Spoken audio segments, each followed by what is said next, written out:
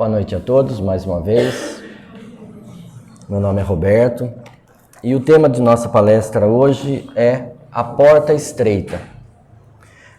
E vamos então, primeiramente, identificar no Evangelho onde se encontra essa passagem e nós vamos encontrá-la em dois lugares. Primeiramente em Mateus, no capítulo 7, versículo 13 e 14, que diz assim: Entrai pela porta estreita, porque larga é a porta e espaçoso o caminho que leva à perdição.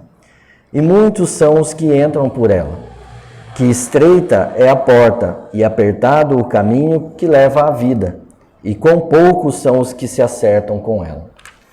E em Lucas há um trecho maior, mas eu vou tirar só aquilo que a gente pode aproveitar nesse momento, que diz assim: E perguntou-lhe alguém, perguntou a Jesus: Senhor, são poucos então os que se salvam? E ele disse: Porfiai por entrar pela porta estreita, porque vos digo que muitos procurarão entrar e não poderão. Então, esse é o trecho do Evangelho, a parábola que Jesus nos indicou, nos ensinou, referente ao caminho que nos conduz à salvação e, nas palavras dele, o caminho que nos conduz à perdição. Primeiro, é importante que a gente compreenda rapidamente essa questão do entendimento das parábolas e o entendimento do nível de vocabulário, do nível de expressão que Jesus podia utilizar na sua época, enquanto encarnado, porque, por óbvio, a humanidade, naquele momento, não tinha compreensão de certas realidades que nós hoje conhecemos e que, então, aquela mensagem que ele deixava através das parábolas, muitas vezes era compreendido no seu sentido literal, né? Então, quando ele diz a porta larga leva à perdição, inclusive o próprio texto de Lucas, ele continua, dizendo que realmente Deus, inclusive, fecharia a porta estreita para aqueles que o buscassem depois, em um momento posterior, Mas era o entendimento da época, era o entendimento que a parábola podia dar para a época. Graças a Deus, como eu sempre repito, o Espiritismo, como consolador que foi prometido e que veio nos trazer esclarecimentos, aproveitando, logicamente, a evolução intelectual da humanidade, porque de nada adiantaria trazer esses conhecimentos se a humanidade continuasse derrapando no seu conhecimento, na sua moral.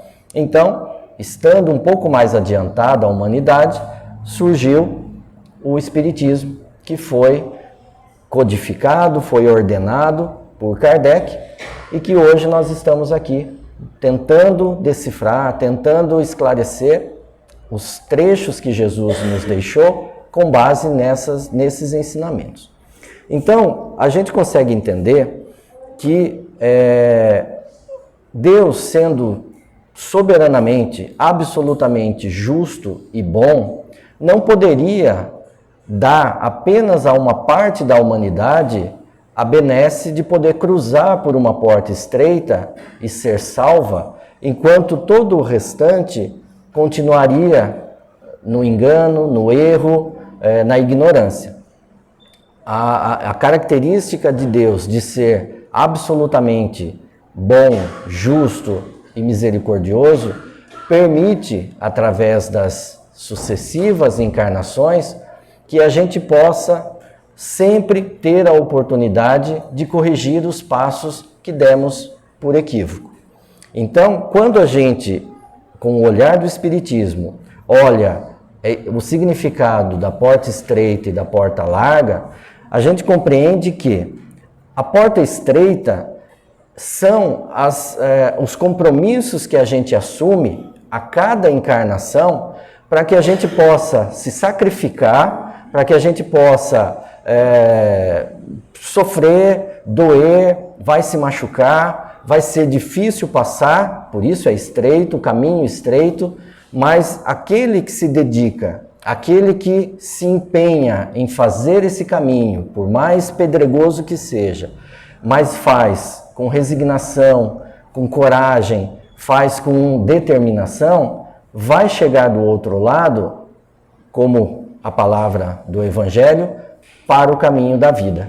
Ou seja, ele vai se reconstituir como um novo homem. Ao passo que a porta larga, o caminho espaçoso, o caminho largo, é aquele que nós já estamos acostumados a vivenciar.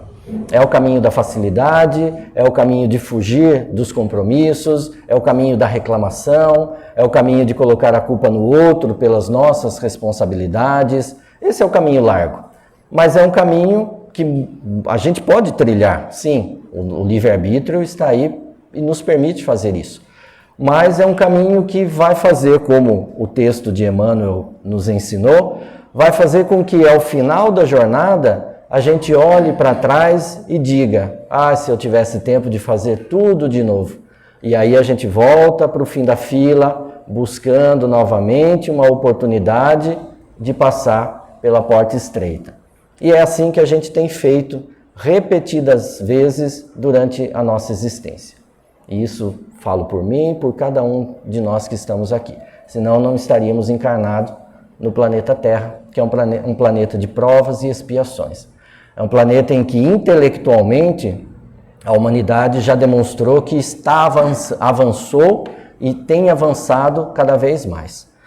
Mas moralmente ainda patina, moralmente ainda derrapa. Embora a gente esteja cruzando um caminho que é um processo, né? Muitos se enganam quando acham que um determinado evento, uma determinada data vai fazer com que nós nos transformemos em um planeta de regeneração. Na verdade, é um processo que vem acontecendo, né?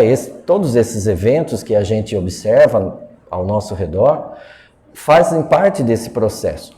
Então, no dia que a gente conseguir transpor essa mudança de patamar, de moral do nosso planeta, a gente vai conseguir avançar um pouquinho.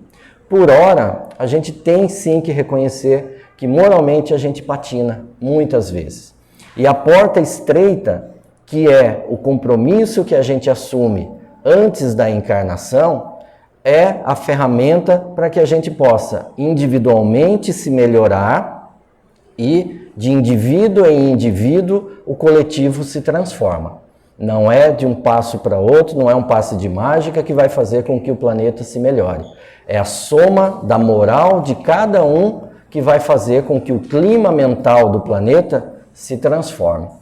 E aí, fazendo o estudo, né, para esse tema, eu me deparei com inúmeros textos de Emmanuel e de outros espíritos que sempre indicam esse caminho quando falam da porta estreita, que é o caminho em que, no plano espiritual, a gente reconhece as nossas falhas, reconhece as nossas necessidades, porque o espírito, no plano espiritual, ele se vê nu, ele se vê sem essa roupa de carne que atrapalha a sua consciência, que atrapalha os seus pensamentos.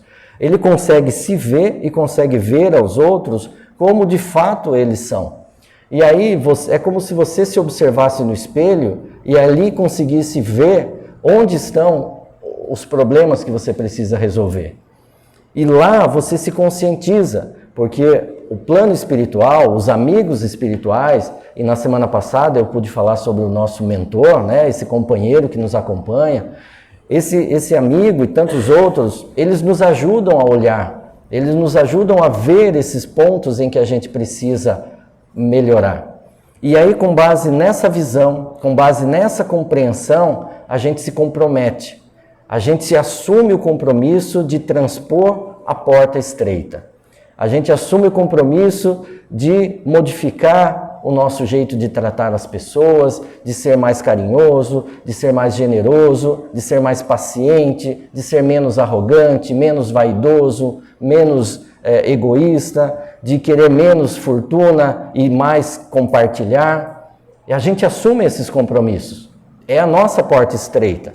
E aí a gente encarna. O Emmanuel disse aqui no texto, a gente recebe o vaso de carne para a prática de todos esses compromissos que a gente assumiu na nossa porta estreita. E cada um tem a sua. A minha porta estreita não é a mesma de cada um de vocês. Mas quando a gente chega no planeta Terra, quando a gente reencarna, e aí a gente é envolvido por um clima que já nos leva a rememorar todos os nossos vícios, a relembrar as nossas falhas, porque quando a gente desencarna, ninguém vira santo porque desencarnou. Se a pessoa tinha determinado comportamento, ela vai levar esse determinado comportamento gravado no espírito, porque quem agia daquela maneira não era o corpo, não é a carne, é a consciência, é o espírito. Então, quando reencarna, traz de novo aqueles hábitos, traz de novo aquelas tendências, aquelas vontades. E é essa a principal luta que a gente tem que travar todos os dias. É olhar para aquele nosso eu velho e dizer, não, você já não tem mais lugar na minha consciência. Eu preciso ser um novo eu. E para fazer isso eu tenho que deixar você para trás. Eu tenho que deixar hábitos antigos lá atrás. Coisas que eu fazia e que as pessoas ao meu redor sofriam. E que eu mesmo depois acabava sofrendo. E que depois só me trazia decepção, tristeza. Eu preciso parar de fazer. Mas é uma luta difícil. Porque essa sombra persiste em se manter dentro de nós. É difícil a gente se livrar de um hábito. Né? Não é de uma hora para outra.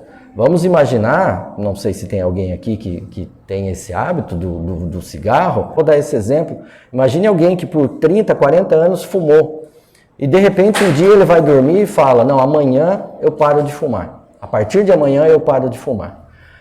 Ele pode até no outro dia, de fato, se desfazer de todo o cigarro que tenha na casa dele, ele pode até evitar fumar, mas dentro dele a vontade vai gritar até que ele se acostume com aquela vida nova.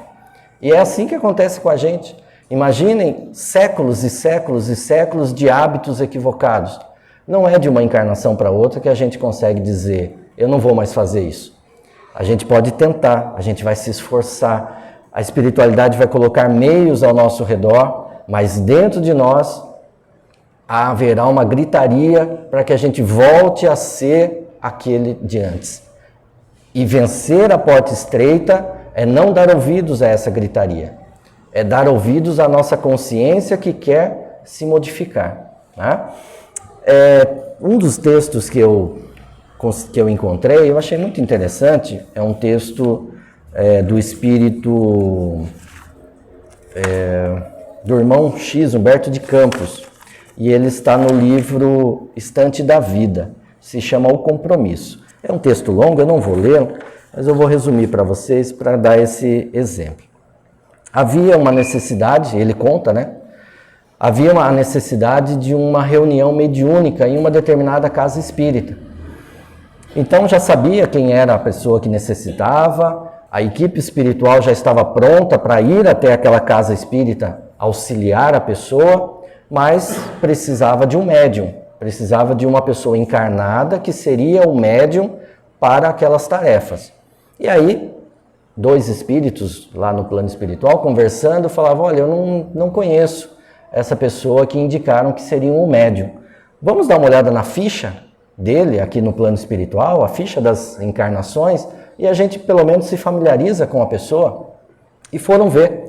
E havia ali um texto, uma carta assinada por essa pessoa, né, por aquele espírito, antes de reencarnar, em que ele se reconhece como uma pessoa que foi vilã, uma pessoa que destruiu famílias com o seu jeito, que era vaidosa, uma pessoa que usava a inteligência para o mal, uma pessoa que desiludia mulheres, enfim, que fez e desfez usando as ferramentas que ele possuía.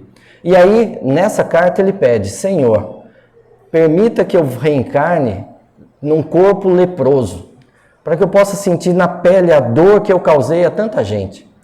Permita que as pessoas da minha família me abandonem, para que eu possa sentir na pele a dor do abandono que eu causei a tanta gente.